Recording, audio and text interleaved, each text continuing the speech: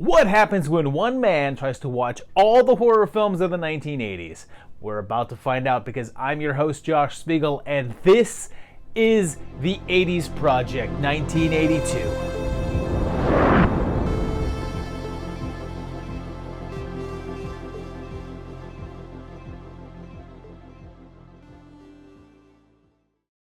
When I got to 1982 with the project and was writing down the movies involved, all I saw was solid flick after solid flick. And sure, 80 and 81 had some great stuff, but so far, this year has given me more bang for my buck.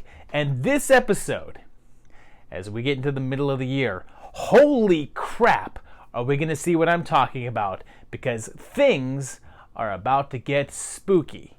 This block starts us off on May 28th in my hometown of Pittsburgh, PA, with the release of Midnight, which starts off with a young girl in a bear trap, and this crew kills her, saying it's a demon that can take on the form of human beings and do a sort of ritual.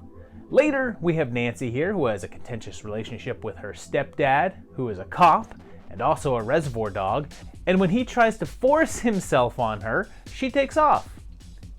She meets a couple of guys in a van who pick her up, and they encounter a preacher and his daughter who say that there's a string of murders in the area, and the Rev quickly falls prey.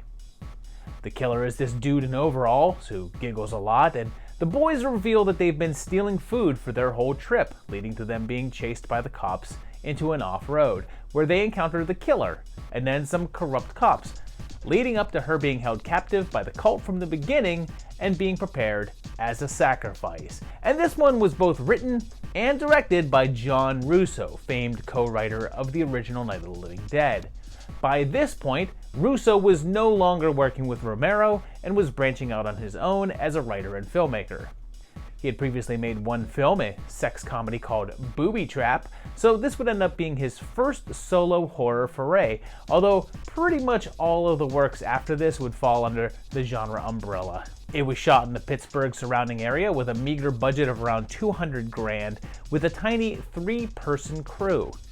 The cash was so low that they had to use cheap quality film stock, and after being processed, some of the footage was unusable, forcing them to use whatever scenes came out properly, oftentimes being takes that they didn't like. It's somewhat notorious that this is the film that Tom Savini chose to do over Friday the 13th Part 2. He felt like that one wasn't really possible due to the killer being beheaded, and couldn't quite get his head around the idea that Jason would be brought in as the slasher. And of course, Russo was a friend, so he joined this one. Since the shoot ran a little long, he ended up having to leave before they were finished, heading out to work on Romero's Night Riders, and Russo himself had to handle the remaining effect shots. Midnight had a limited theatrical run, which it did alright and sold well on VHS, making it nice and profitable, but it hit a snag in the UK where it was seized and confiscated under Section 3, although it wasn't prosecuted. Russo would end up returning to this 11 years later with a sequel called Midnight 2, Sex, Death, and Videotape, and also wrote and acted in a remake in 2020 that was directed by Gary Lee Vincent. Sharp-eyed Romero fans will also recognize Martin himself, John Amplis, in a small role as one of the wacky family members. And this one gets a 3 from me. It's a pretty solid film, but really nothing remarkable. I like the look and the tone, but the story's pretty basic level. Its horror cultural significance is just a 2.5 since it did feature some horror names with Russo and Savini and had Tierney and Amplis in it, but it's really never gone any further than a cult following. Should you watch it? Yeah, give the Berg some love. You're in luck. She's in the house. Nice and comfy. On that very same day, May 28th, a similar kind of film was released in that is some backwoods horror, and we got Baker County, USA, which was also known as Trapped, or apparently also Killer Instinct. And the opening gives us the big game hunter from Alligator, Henry Silva, of course, getting down with a young woman, and then a group of college kids, including a student who should watch his mouth around a pair of scissors, and they all decide to take a trip up into the countryside. But meanwhile, in that mountain community, Henry catches his wife sleeping with a neighbor and locks him away. and they decide to enact their own justice by tarring and feathering the poor guy, but he gets away. Eventually they catch up and kill him, but uh-oh, the kids see it go down. When they try to get some help, neither the townsfolk nor the authorities are willing to help, and things get further compounded when they discover the body and are captured, with Henry trying to convince his fellows that they need to kill them. And this one was directed by William Fruitt, who already made an appearance on the project with 1980's Funeral Home, a movie that I enjoyed, and he'll appear later on with Spasms and Killer Party, and also Blue Monkey, so he definitely minds the horror territory. The script is from John Baird, who also wrote a couple of things, but they all had some impact since he provided the screenplays for My Bloody Valentine, Happy Birthday to Me, and then this, and then not much else. It was a Canadian feature and definitely draws a fair bit of inspiration from Deliverance, but a more exploitation-oriented version of it, even though it frequently gets tagged as a Texas Chainsaw ripoff. And I can see that, but I think it's more the former than the latter. It didn't get much of a release, so there was no real box office to speak of, and it's pretty entertaining for what it is, although the center portion of the film seems to have no clue what to do with itself and then starts to feel a bit dull. But it all leads to one hell of a finale. And this is another 3. It's another one that I mostly enjoyed, but was really nothing too groundbreaking. It all felt a bit familiar, but it was certainly entertaining enough. Its significance is a 2.5 since it did have some genre vets behind the scenes, although not many in front of the camera, and made very little impact on the genre. Should you watch it? Probably. This is a town worth visiting. It's supposed to be the way I say it is. Now, you can take it. And clear out! I said clear out! That same day saw a premiere in Minneapolis for a movie that wouldn't formally come out until January 7th of 1983, but it debuted here first, and it's Wacko, another stab at horror comedy. And how does this silly, wacky humor fest begin? With Ed Hawken climbing a ladder to peep in on his daughter undressing. Oh, the laughs are going to be fast and furious, I can tell. So, 13 years ago, Mary saw her big sister killed by a madman in a pumpkin head on a riding mower. And then 13 years later, she's grown into Newhart's maid. And her dad is also perving on her, a hilarious running joke. And my Mitchell is here as well, and as a cop obsessed with the killer. When a lunatic escapes the asylum, it looks like our killer is back, and one of Mary's friends is dating Tony here, played by the Dice Man in his very first role. And she has a boyfriend named Norman Bates. And oh yeah, one of her good friends is Dottie. But she doesn't really talk here, so it's not easy to recognize her. I'm coming to get you, Murdoch is the chief of police, and the escapee is a patient who mysteriously appeared 13 years ago, and Full Moon's rabbit pops in for like a second, and Mary's mom is Stella Stevens, and Anthony James is here too as Zeke the Geek, and this was an era of horror spoofs that started with Student Bodies, and then turned out Full Moon High, and Pandemonium, and now this one, but this was actually handled by Graydon Clark, who we've already encountered twice on the project. He did the sci-fi horror flick Without Warning back in '80, and also the Jan Michael Vincent sci-fi thriller The Return in the same year. It looks like it was originally meant to be distributed by Universal, but after the film was finished and screened for them, they decided to go ahead and pass on it. And I guess I should point out that the Pumpkinhead doesn't even show back up until the movie until just past the 1 hour mark. Everything before that is just sort of attempts at comedy. And I say attempts because almost every single joke in this one falls flat. Plus, I have to say, very often you watch old 80s comedies and you're like, oh man, that joke didn't age well. But I can safely say that even in 1980 freaking 2, it wasn't cool to have a multiple jokes about a dad sneaking peeks at his nude daughters. There's no real box office info, but it was pretty lost for a while and out of print, so you don't imagine that it performed all that well. But the critics also weren't kind to it, although it apparently does have its fans. I'm not one of them though, because I found almost nothing in this that did anything for me. It wasn't funny or interesting, and I'm giving it a 1.5, with the 0.5 for the 3 times I breathed out my nose like this. Its significance is a 2.5 though, a little lower since it's not well remembered, but I gave it extra points for the sheer amount of recognizable faces in this. Should you watch it? It depends on your sense of humor, I suppose, but I would say skip it.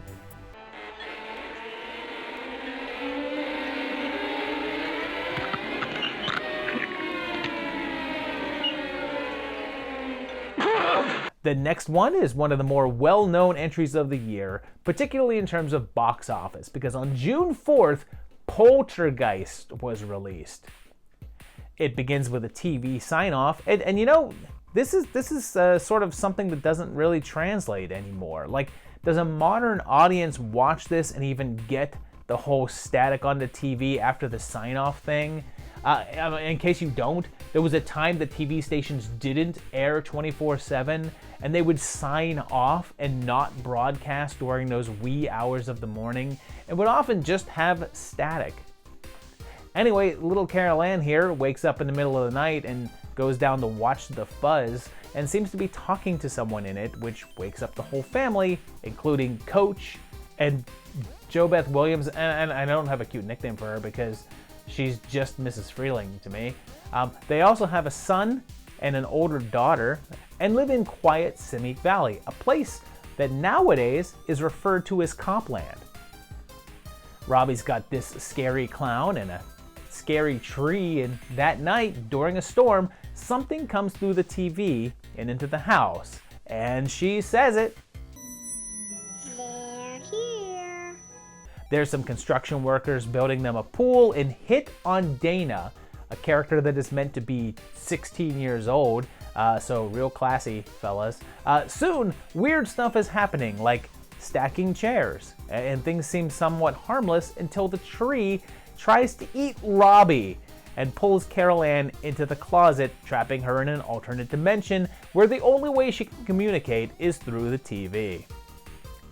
They call in a group of paranormal investigators and begin their journey to bring her back through. And of course, this was directed by Tobe Hooper of Texas Chainsaw fame, although that's been the source of much debate over the years. You see, Hooper and Steven Spielberg had been trying to work together, and Hooper was offered the chance to direct Night Skies, the movie that would become E.T., and Spielberg would eventually handle that one on his own. In the meantime, Tobe pitched this concept to him, and Steven co-wrote the script, mostly through a handful of short meetings. Now, on set, even though Spielberg was contractually unable to direct the film, he would frequently be present and offer guidance and assistance. However, a number of people claimed his involvement was more than that, and he deserved the actual director credit. The DGA actually opened an investigation into it to see if Spielberg had tried claiming the credit through his statements, and their ruling ended up getting Hooper a bit of a payout since the studio seemed to hype up Steven's name more than his.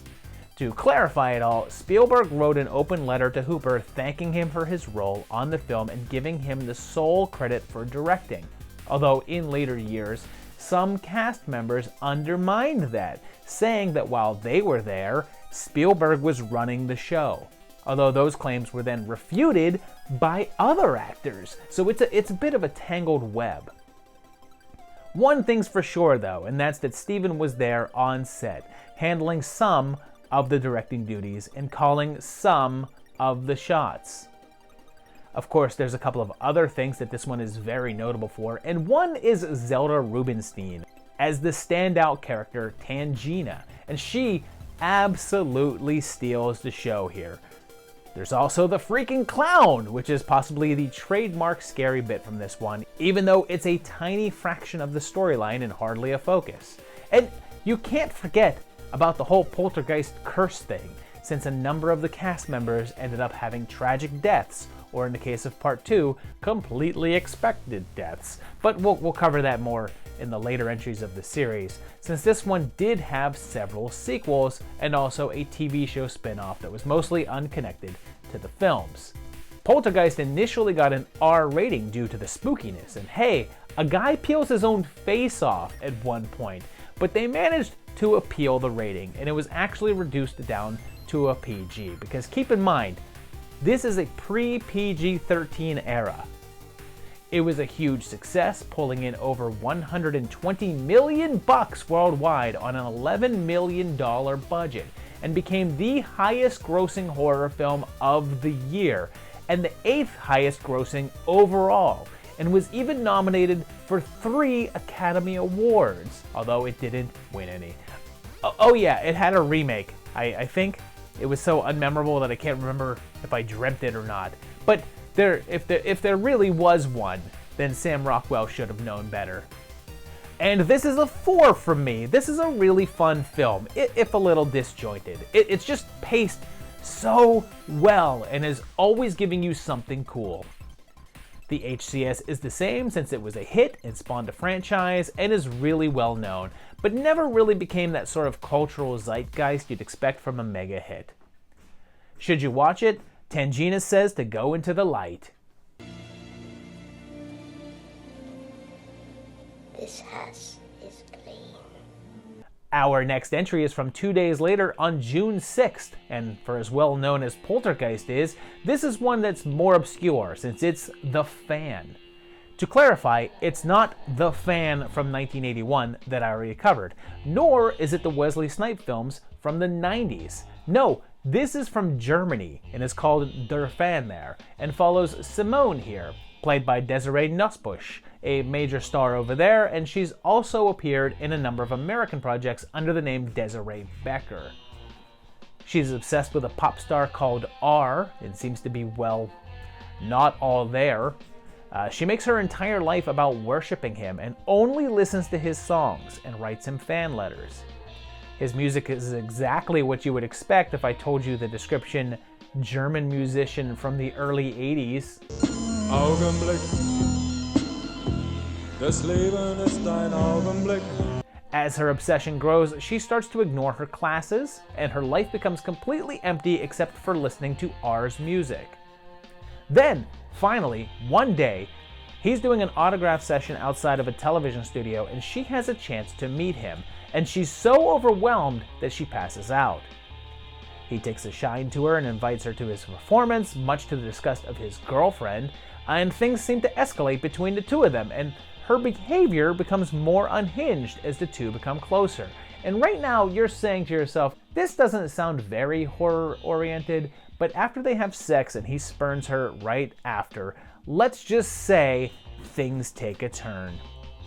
The director is Elkhart Schmidt, who is mostly known for German films, and he adapted his own novel of the same name for the script. He's also known for producing a large number of documentary features and shorts, and this is his most known work. It became a bit controversial when Nussbusch became upset over the use of the film's nude scenes. It seems that the photographs from the scene were being used in the film's marketing campaign, a move that she took issue with and tried to sue to block the fan's release. There was a trial that Schmidt eventually won, allowing the release, but the director and star refused to speak to each other for many years. In recent times, though, the two reconnected and again became friends. It received mostly great reviews, with some comparing it to Possession in terms of tone and metaphoric content, and others have referred to it as a precursor to Takashi Miike's Audition. And it's also an earlier example of a solid slow burn horror with a fairly disturbing finale. And I dig this. I'm giving it a 3.5. It's not for everyone, and yeah, it takes a while to get to where it's going, but it's a straight up mood. Its significance is lower though, at just a 1, since it's pretty unheard of outside of Germany and doesn't really have any recognizable faces attached, at least in the USA. Should you watch it? Yeah, definitely. This was a nice surprise.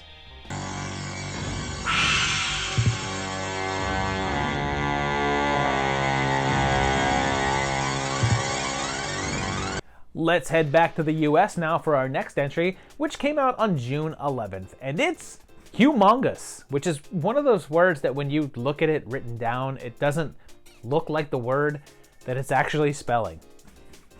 It starts in 1946 on Labor Day as Ida is attacked by a guy who looks like some sort of hitchhiker, and he rapes her at a party, with her dogs then killing him. And then jumps ahead 36 years, and this group of young folk take their father's boat out and find a shipwrecked guy by the nearby dog island, where Ida still lives with her dogs. They get into a fight and wreck, landing on the island where Nick is then chased by the dogs, and also a man who appears to be quite humongous. It still looks weird. The rest of the team just kind of wanders around for a while, eventually finding Ida's house, along with what appears to be her corpse, an indication that there was once a baby living there. But that baby looks to be all grown up now and is on the attack. And this one was by Paul Lynch, who had just come off of Prom Night, and that was a decent success, so he was looking for another horror-based hit. And it said that he wanted to make this movie after hearing some kids saying the word humongous. But I guess not spelling it, because then he'd be like, that looks weird.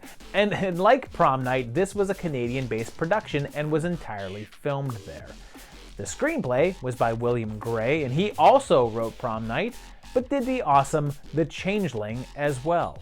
This got a release in the US first in an R-rated form, and later had a Canadian run which showcased an unrated version of the film, although neither made much of an impact. The reviews were pretty rough, with Roger Ebert even citing it as his Dog of the Week on sneak previews, but in recent time it received a bit more love, with new viewers discovering it as an obscure and unsung backwoods horror. And I'm not really one of those, though, since I'm giving this a 2.5. It's just a little too much of the same old, and doesn't do much of anything new. I mean, it's basically the same movie as Anthropophagus. It does have a nice atmosphere, though. Its horror cultural significance is a 2, since it's pretty forgotten and not really talked about much anymore, and wasn't a hit, but had some horror staples behind the scenes. Should you watch it? It's not really essential, but it's not terrible either. Now just go look at the word and just tell me I'm wrong. You know you're not supposed to be here. Get back downstairs. Go on. On that very same day, June 11th, another weird little number dropped, and it's The Forest, not to be confused with the 7 other movies with that title. This one has a couple hiking, and they're killed, of course, by an unseen slasher. And you know, going by the films of the early 80s, if you went hiking, it was a surefire thing that you'd be murdered. And I've been hiking a whole lot, and no one's even tried to maim me. Then, in Los Angeles, 2 couples decide that they want to go on a camping trip to get away from the hustle and bustle of it all, with the girls leaving a little earlier than the boys, and thanks to some car trouble, they take longer than expected. The ladies are forced to spend their first night out there alone and encounter a ghostly woman searching for her children, and they report back to this cave-dwelling dude in a trucker hat. The kids try to warn them, but before long, John here is attacking and kills Teddy, claiming that he's really hungry. A little later, the guys stumble upon John's campsite, and in a scene that's kind of disturbing, they comment on how odd the meal that he's cooking up smells, not realizing that it's Charlie's freaking wife, and he even has a bite, commenting that it's tasty. The guy's backstory involves the days before he discovered the joy of the trucker hat, and he discovered that his wife is cheating on him, and locks the kids in the closet while she does, which causes him to go on a killing spree, set to the most ill-fitting music of all time.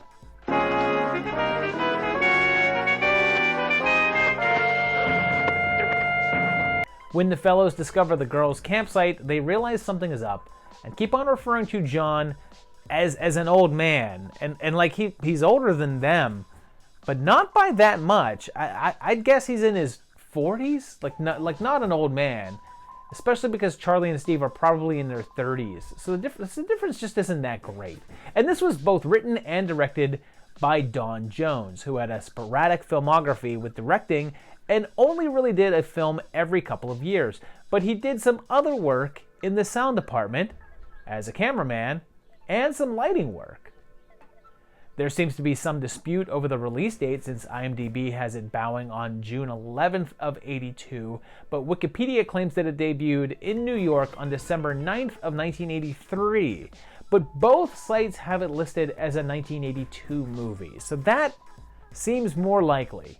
It got mostly negative reviews, with some calling it a Friday the 13th ripoff, although outside of the woods environment, I think that's a bit of a stretch, really.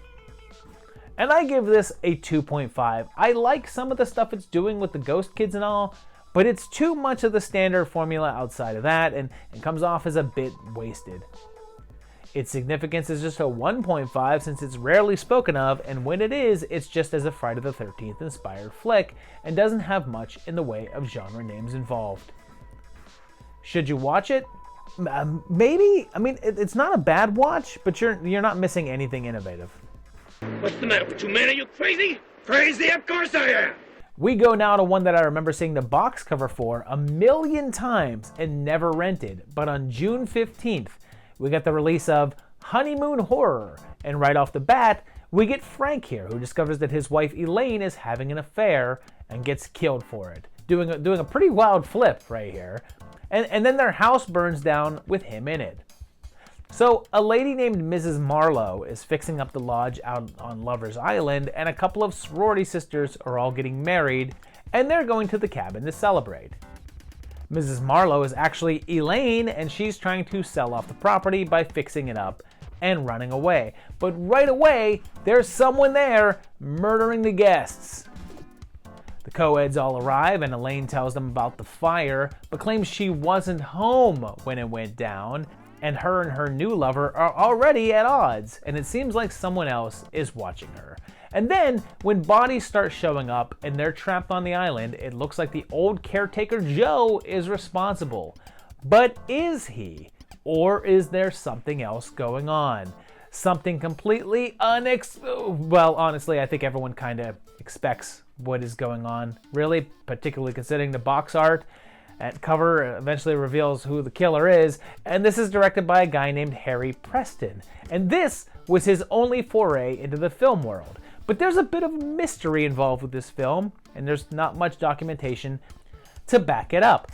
You see, there's a sheriff character in the film, and he seems to be there for comic relief, and he doesn't really even matter to the plot since he never interacts with any of the main characters. On IMDb, it states that a director's cut of the film exists without those scenes, since they were added later by someone named Malcolm Whitman. Now, Whitman is listed in the credits as the editor of the film and also did assistant director work, presumably for those extra sequences, but he's not a producer on the film, so there's really no answer as to why they were added or why Preston was unhappy about them. I assume that the producers thought the film was too short and needed extra footage and hired Whitman to add them in, but there's really no info to back that up. Another interesting aspect of this one is that it was one of the very first films to be direct-to-video. The home market was brand new at this point, and video stores needed content. This is one of the first films to skip the theatrical market entirely and be sold off specifically to be sold and rented in stores. And because of that, it sold a ton of copies, bringing in around $22 million. And considering that Sony bought the rights from the filmmakers for around $50,000, it seems that they made a healthy profit, one that Preston and team likely saw none of. And this is a 2 from me. It's really standard stuff and very predictable. And yeah, the sheriff stuff keeps stopping the film in its tracks. Its significance is a 3 though, since although it's relatively forgotten, and in fact was pretty unavailable, it was one of the very first direct-to-video films. Should you watch it? I'd say no, there's really nothing new or different happening here that you haven't seen. I knew these kids running around here all night, some was able to get killed. This next entry came a little later on in the month and hit the screens on June 23rd, but I guess it also had some limited screenings in April of that year as well. But the 23rd of June is when it went wide, and it's Demon Rage, which was also called Satan's Mistress. And it's funny, because if you look it up on Wikipedia, It's listed as Satan's mistress, but IMDb, it's Demon Rage. We're introduced to Lisa, a mom who's played by Plenty O'Toole, and she's having these sexual encounters with a ghost form because her marriage is a dud. And weird stuff happens around the house, like a black cat attacking. And soon, her daughter Michelle starts seeing things as well. Soon enough, her ghost lover materializes, and with Lisa being a former Bond girl, it's only fitting that he's a future Bond villain, and things begin to escalate between them. And he talks to her friend Anne-Marie, another Bond girl, this time Holly Goodnight. And geez, who's next? Is Roger Moore just gonna kind of like stroll into this film? And this one was directed by James Polikoff, who didn't direct that many films.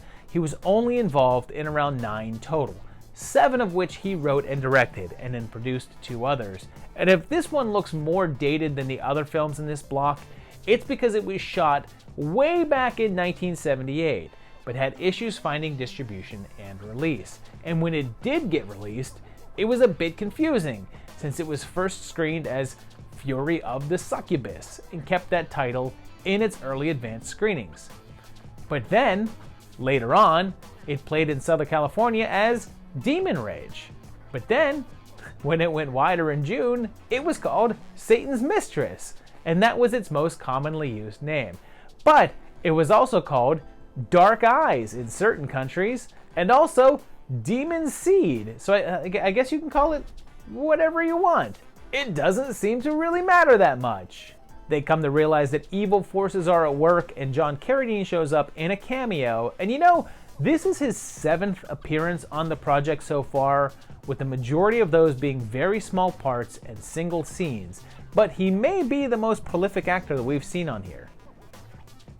The ending features a sort of exorcism and a guy who looks ready to do some interpretive dance. And this is another 2.5, a popular score this round. And it's okay, and has a nice mood and all, but man, does it kind of lollygag around through a good portion of the runtime.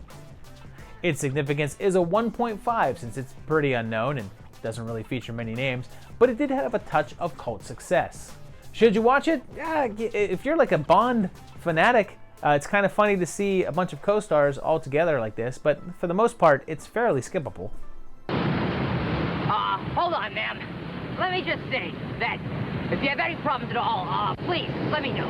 You know, my last case was a case very similar to this, you know. A lonely woman on the beach, harassed by ghosts and goblins. And, well, I took care of them all. I flashed them with my raincoat. Oh, well, gotta go. You know how it is. Lonely beach, beautiful girl. Well, bye. And here's the one that you've all been waiting for, since 2 days later, on June 25th, John Carpenter's The Thing landed on our planet and blew minds. Eventually. If you've never seen it, and whoa man, do I envy you if you haven't, because you get to watch this movie for the first time, but it's the story of the remote research facility in Antarctica, and Snake Plissken works there. And one pleasant day, a helicopter shows up chasing a dog, and it ends with explosions and gunshots. The group of guys includes the diabetes guy, and when they head out to the Norwegian camp to find out what the deal is, they find a hollowed out ice block, some dead folk, and a burned up corpse that they bring back with them and determine to have once been human, even though their face looks like it was put through like a taffy pole. And that night, they put the pupper in the kennel with the others. It then proceeds to open up like a flower and mutate while trying to pull the other doggos into it, but they're able to stop it. Blair then realizes that it's an alien form that digests and absorbs things and then imitates them, and it soon becomes apparent that it's still there and still active, and that one or more of their own party has already been assimilated and duplicated, setting off paranoia, claustrophobia, as they realize that not only do they have to survive, but if they don't stop it from reaching the mainland, it'll take over the planet very quickly. Now, this was, of course, a remake, and is usually Exhibit A whenever someone is trying to prove that not all remakes suck, as Universal had been trying to make this film since the mid-70s. It was suggested that someone should remake The Thing from Another World from 1951, but keep it closer to the source material, a novella called Who Goes There? In the 1950s version, the creature was just a giant plant monster, but was basically a large guy with some makeup appliances and was nothing like the shape-changing entity in the written version. Several writers and directors were involved, including at one point Tobe Hooper and John Landis, but it wasn't until 1978, when Halloween put John Carpenter on the map, that his name was thrown into the mix. Considering that he was a fan of the original flick, enough to have characters watching it in Halloween, he came on board, excited about the concept behind the imitations. He claimed that Bill Lancaster's script is what really decided it for him, and he was fascinated with the blood test sequence he had created. It was partially shot up in Alaska, but a good portion of it was done on sound stages in Los Angeles, where it was about 100 degrees out. And that's Fahrenheit, because I know that this is viewed outside of the US. So they actually had to have this big climate-controlled zones to make it seem cold, and not have the actors dying in those massive parkas. After that, though, when Carpenter felt like there was too many scenes of people standing around in rooms chatting, they reshot some of the scenes outside in British Columbia. The budget was pretty big for the time, set at $10 million, and a good $200K of that was for the creature stuff, which was more than any company had spent on rubber monsters at that point. Then, after shooting began, they ran into a bunch of other issues that ended up ballooning the costs, and the overall budget ended up being closer to $15 million. And even at that, they had to cut out some sequences to save money, including the death of Knowles near the end. Most of those expensive creature effects were by Rob Bottin, and he'd previously worked with Carpenter on The Fog, but had also just done The Howling.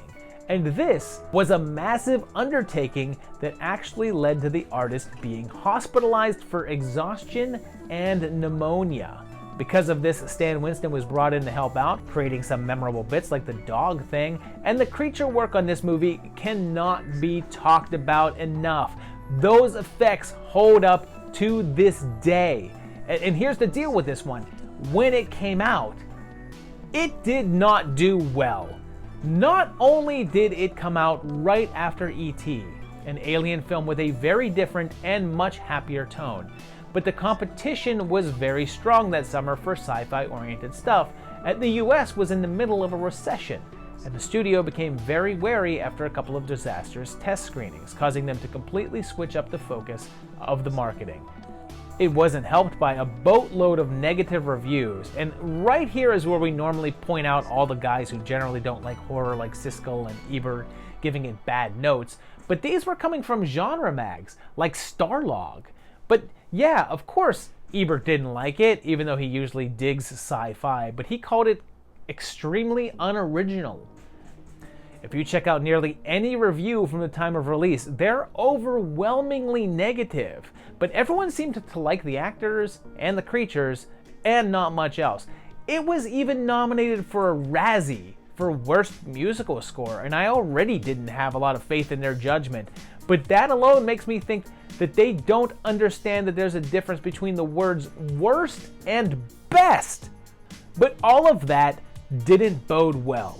And then it came out and only pulled in $3 million in its opening weekend, putting it in 8th place. To be fair, it was up against E.T., which was number one for 6 years, and in the same weekend, Blade Runner debuted. But also, to be fair, it barely beat out Megaforce, and then it fell out of the top 10 in a mere 3 weeks. In its run, it only made a little less than $20 million, and whereas no one called it an outright failure, no one was calling it a hit. The fallout was instantaneous. Carpenter was supposed to direct Firestarter next, but lost the job, and Universal was soured enough by it all that they simply bought out his contract instead of letting him make more movies for them. But then, something funny happened over the course of about 30 years. The film slowly, and I do mean slowly, gained in popularity and regard, with each new home video or DVD release garnering more and more attention, with a ton of critics reevaluating it and its impact, and properly referred to it as the sci-fi classic that it is. And of course, you can't talk about The Thing without talking about the ending.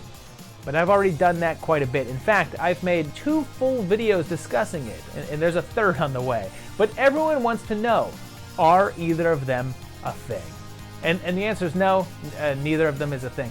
But of course, the newfound love brought some additions to the franchise, as there were then comic books and video games detailing what happens next, and attempts to make a follow-up happen.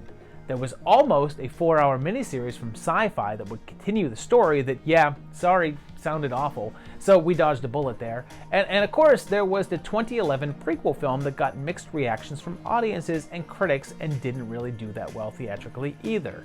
There was some buzz a while back that Blumhouse was developing a remake that would sort of incorporate elements of the 51 version, this one, and the novella, and there hasn't been any word on that for a little while, so with a little luck, we will never see that, which I can only predict would be steaming hot garbage. And oh man, I've been talking about this for a while, huh? But yeah, it's a 5 from me. Did you expect anything else? This is one of the greatest horror films of all time. One of the greatest sci-fi films of all time. One of the greatest films of all time. Easy 5.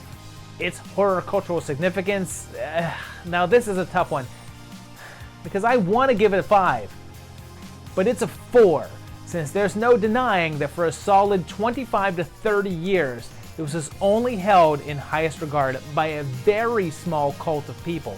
It had no impact on the genre at the time, and in fact, hurt careers more than it helped them. Granted, it's gained so much more influence over time, which is why it deserves the 4, but I just can't help but acknowledge that it was so disregarded for so long. Should you watch it? McCready says yes, but just don't argue about the ending with me. I will get too worked up. Why don't we just wait here for a little while? See what happens.